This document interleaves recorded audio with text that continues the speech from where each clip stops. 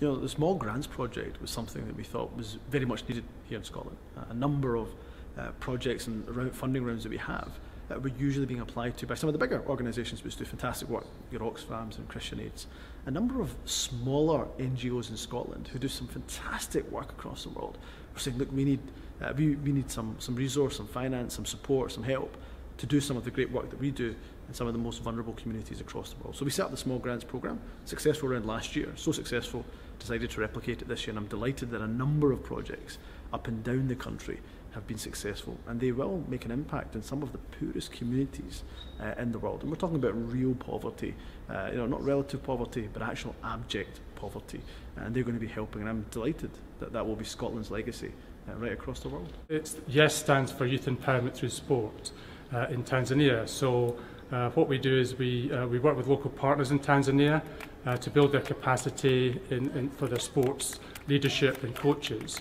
But it's very much about putting young people and helping to develop young people through sport. So sport is the, if you like, the carrot to try and engage with young people, and sports is hugely popular in Tanzania. And then when the organisations attract the young people with sport, it's also then able to get training in terms of employment opportunities, health, education, etc. So it's very much about youth developing in some of the poorest areas of Tanzania. I just thought, you know, it's something that I've never kind of done before, so I've always wanted to do, and the kind of fact that it's very focused on sports in the community was something that really interests me, so I thought I'd get involved. This year will be the start of our 3-year project, and we're working with 3 local partners. So the funding will be used to employ a local project manager who will be responsible for coaching and training local coaches, leaders, teachers and peer leaders in both schools and out of school activity. So we'll really be training the trainers and the coaches and leaders in the local area in how to incorporate sexual health education within the sporting activity. So it's really quite an interesting concept of having messages, health messages around HIV built into the community sports activity. It's not about us personally, but I mean we're going out there to help the community. But it's going to be a great experience for us. I've never been to Africa before, so it's really exciting, and I just think it's something really valuable to help other people and to go and do something which is totally different to our culture now, and to build that relationships really with Tanzania. Yeah, well, we'll still to make an announcement about what we're going to do with the small grant scheme in the future, but I would be delighted if other organisations looked at the international development section on our Scottish Government website, saw the different funding rounds that we have, check if you're eligible to apply, and look, the government wants to support. That's what the government wants Scotland to be known for. We don't want Scotland to be known for example, its military might, or for example, its huge economic wealth. What we want it to be known for is being a good global citizen, for being a compassionate global citizen.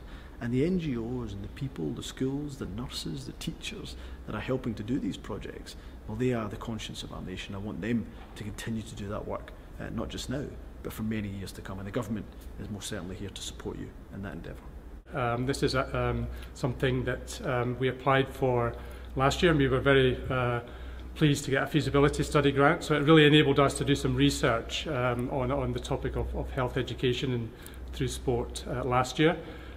So we were delighted this year when we were also had the opportunity to apply for a 3-year grant for a project for ourselves in Tanzania.